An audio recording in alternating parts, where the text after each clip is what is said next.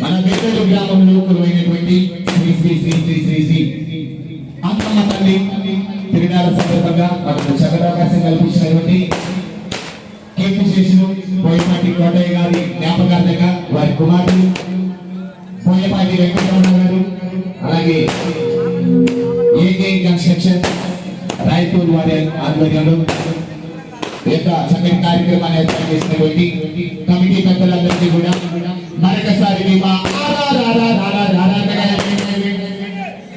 దశరథ మార్గవేద రామ గారు రాజగారి తరపు నుంచి స్పెషల్గా ధన్యవాదాలు తెలియజేసుకుంటూ